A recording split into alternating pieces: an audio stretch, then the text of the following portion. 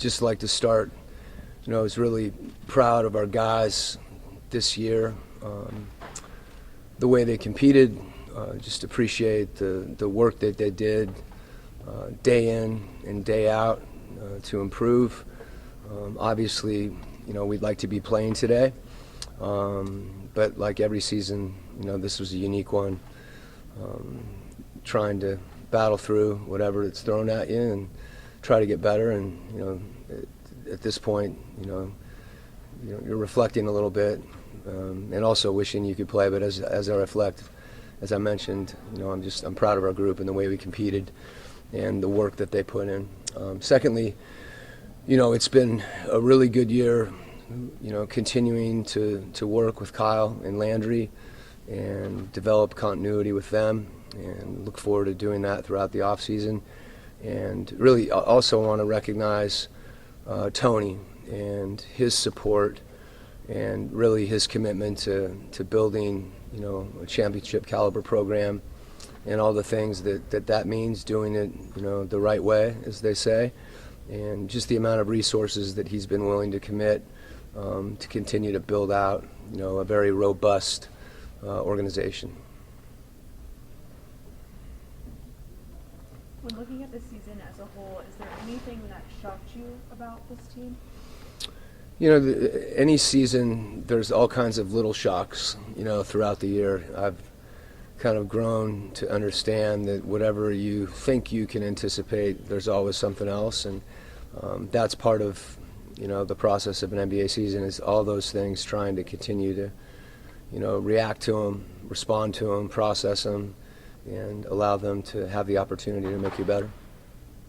What do you think is going to be something that you and Landry, Kyle, and everybody, what are the main points of emphasis that you see right now that you guys will probably talk about, not just reflecting, but looking ahead to what you want to do with this team as you get into the offseason? Yeah, well, right now for me, the opportunity to just step back for a second, get away, myself, our staff, I think that's really important. And when we come back, I'll look for, I'll whatever opportunity, whatever input that those guys want from me, I'm happy to provide. When I talked to you at the beginning of last season, you Mm-hmm. mentioned that it's maybe fair is not necessarily the right word that you used, but it's unwise to maybe judge the partnership of Trey and DeJounte in year 2 as it would have been to judge it in year 1. Mm-hmm. But when you looked at, maybe they didn't have enough time together to work on things, but when you look at that partnership, what did you see, and maybe how can that grow moving forward? Well, first, they're both excellent players, and I think anytime you're, looking at a group and analyzing the group, it's important to not focus on, any 1-2 people. That it is a team and it's collective, and that's the way that I look at it. And really love having the opportunity to coach both those guys. If you look at the defense from, say, October to April, how did it change or adapt or grow, and sort of what are the next steps towards improving the defense? Yeah, I think, any kind of big picture, well, offense or defense, as we split the game into special teams as well, there's so many factors that go into it, whether it be adaptation of what you're doing from a tactical standpoint to try to fit your personnel, evolution of your personnel. So it's a complicated answer, and one that we'll continue to look at and think about. And obviously, you always want to get better, and that's an area. There's a number of them. I'd be neglectful if I didn't point to other things too. But that's your goal in the off season, is to look at things critically and dig in and look for ways to improve. And it's actually, I think, as I mentioned before, for us to get away, I think is really healthy. And when you do come back, there'll be some of that. Also just the amount of time that we want to put into our players and the work that we want them to do this summer and the work that they're prepared to do, I think, addresses a lot of that as well. Coach, we oftentimes ask the players, what have they learned about themselves over the season? I'm just wondering, as a head coach, have you learned anything, or has the season kind of reinforced anything you already knew? Absolutely nothing, and way too many things to share with you.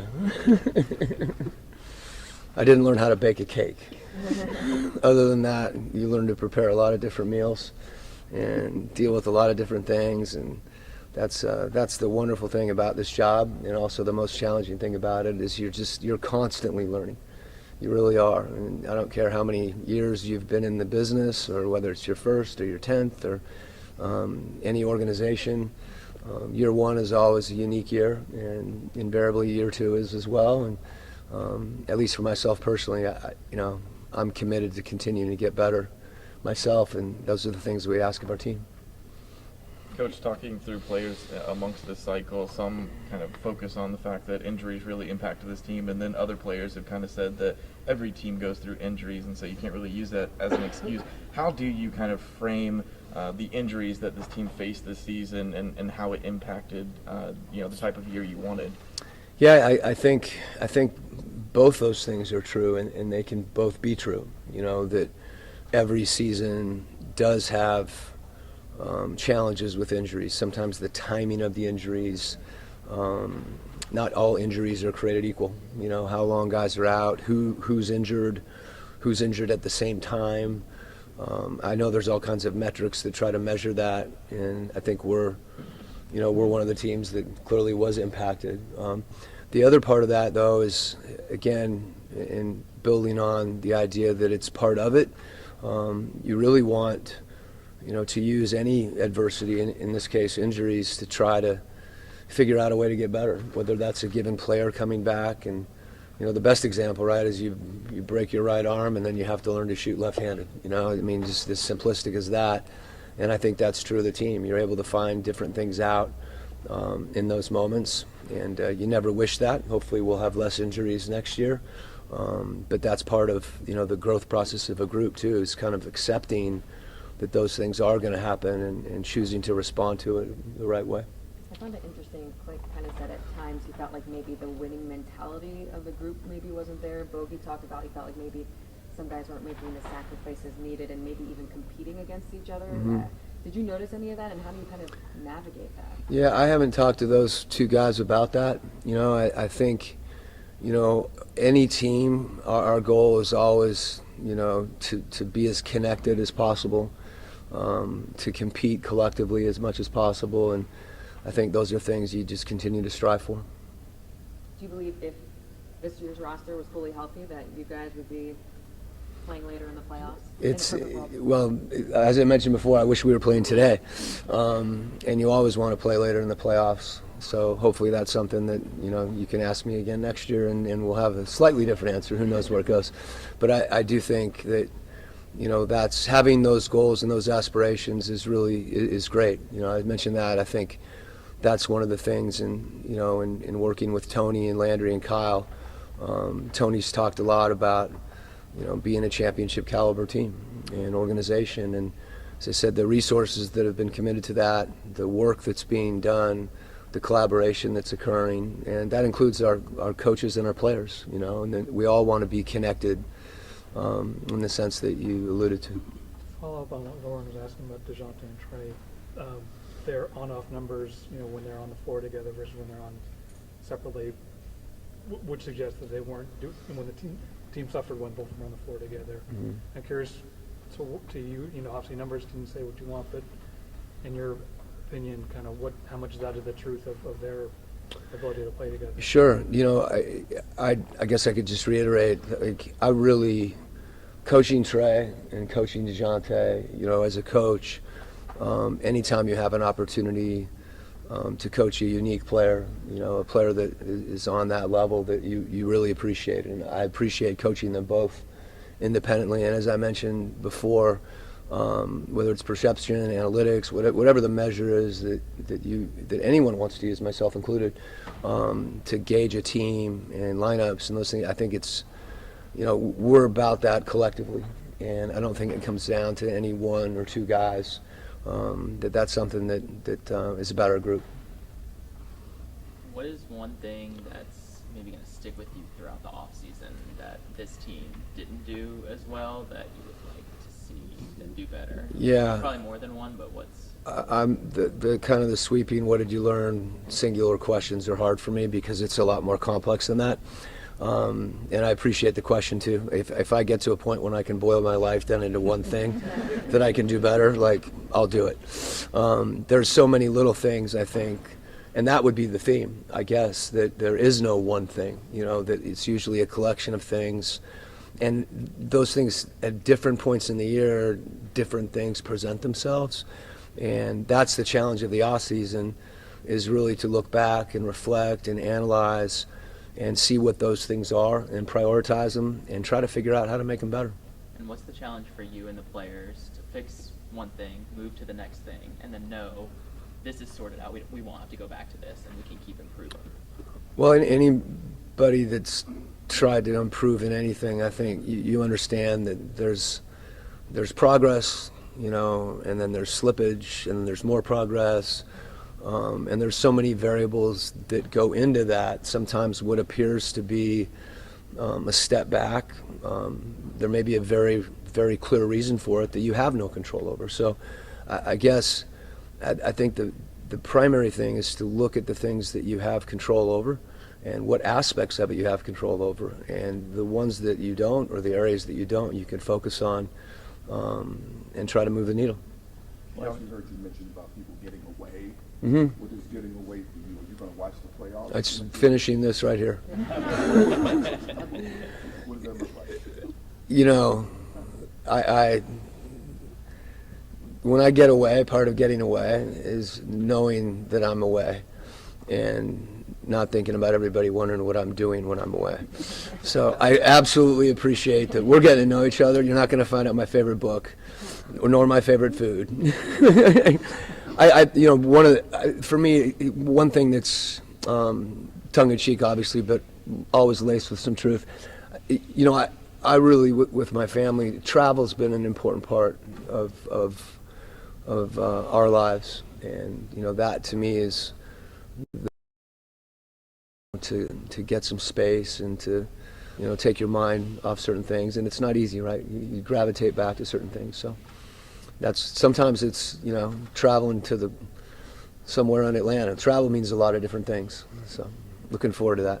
How will you navigate kind of this offseason? There's always talk about changes with players and rosters. Mm-hmm. How do you kind of navigate that as a coach? And would you like to see this same roster back next year, or do you think there are some slight adjustments that need to happen? Well, this is, as I said, I'm just really appreciative of this group and what they put in, and the growth that did occur. And when you look at that, you're always trying to get better. You're always trying to improve. Whatever, small changes can occur, larger changes, some of that stuff, is not things for me right now to try to focus on and figure out. When we come back, we'll look more and more and try to figure out how to get better, really, and it's that simple. How much involvement do you like to have with the draft process, free agency, things like that? Or are you kind of more of a, once the team is put together, then then I kind of step in and deal with those things? Well, I think those two questions are similar in some ways, and I think as I said, having an opportunity to work with Landry and Kyle and the processes that they have and that we have, I think are really important. And I also think it's important to be very methodical as you approach those things, and to the extent that I can contribute in any way, I'll do that. There was a challenging stretch in the middle of the season. Which one? Okay, but I think at the time you said, it's tough because we're a small team. In your collaboration with Kyle and Landry, is that something that you want to have addressed? There's so many contingencies associated with that. We were small the other night, but Jalen was hurt, and so is Onyeka, and so is Sadiq. So, again, I think that the main thing is you want to get better. And whatever that looks like, as I mentioned, I think, we're going to be really methodical about that process and, approach it from that vantage point. How would you evaluate Jalen's season and the strides he made? You don't want one thing? I can give you a lot on Jalen. I think he had a terrific year, and he was a guy that, you know, dealt with some things that I don't think he could control, you know, as far as, you know, a couple of those ankle injuries, you know, especially I'm picturing the one where he got upended up at Washington, which was when he broke his wrist. And then obviously, but, you know, one of the things he did last year is he really worked, and he worked on certain things that were areas where he wanted to get better. And, you know, I anticipate him doing that again this summer, and it kind of goes to that same theme about, you know, just perpetual growth. You know, as Jalen moves forward in his career, I think he's someone, because of his mindset, that we'll see, you know, continue to improve. Last year, there was focus on his skill work, his ball handling, his passing, his shooting, and there was also focus on his health, his body, and the health performance side. And I think we saw strides with both of those. Even, you know, when he did sprain his ankle, how he handled the treatment and how he got himself back, and obviously the biggest thing I think for him, and it's nuanced, is because of his feel for the game. He has so many different situations where he has to read what the best option is, and you're not always going to have a clear, this is the best option. You know, there's a continuum there, and this is a high percentage shot, this is a higher percentage shot. You know, there are so many things that go into it. This is a good pass, this is a better pass, and when you have someone that's able to make plays like that, there's a layer of the game that unfolds that you have to prepare yourself mentally and physically to be able to make all of those decisions in a really efficient way. And I think he'll continue to get more and more efficient and play better and better defense. Coach, you mentioned. Did he say that? Did he say defense? There's your one thing. Coach, I was curious, when you say building out a championship caliber team the right way, I know that's, you know, mostly Landry and Kyle in the front office's job, but from a coaching perspective, what does that look like for you? Yeah, I you know, it's things that I think I've emphasized since I got here. You know, I want to see us play really unselfishly. You know, I want to see a group that, you know, is connected. You see that on the floor. You know, I want to see a group that competes, you know, through everything. And the resilience that you have to do all those things, there's a component of just perseverance that's required, you know, in this business. That's important to when things aren't going your way, because that, as sure as we know, that's the one thing we can count on. So that you have to be able to persevere and really continue to commit to those other things, being unselfish and competing and being a connected group. How do you teach that? Bogey mentioned it, Clint mentioned it, that kind of the toughness was lacking, the resilience. How do you kind of teach that and develop that over the course of the year? Well, I think we were a really resilient team, to be honest with you. You know, and how you define toughness is a lot of ways, you know, to do that. You know, to the extent that you do something over and over again, it becomes more and more a part of just what you are and, you know, who you are and what you do.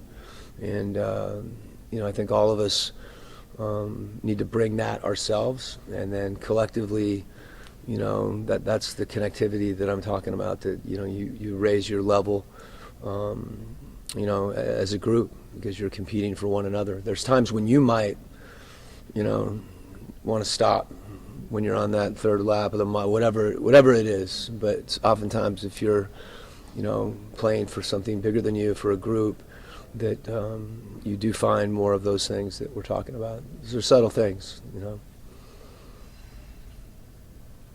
All right, that's good. Thank you. Okay.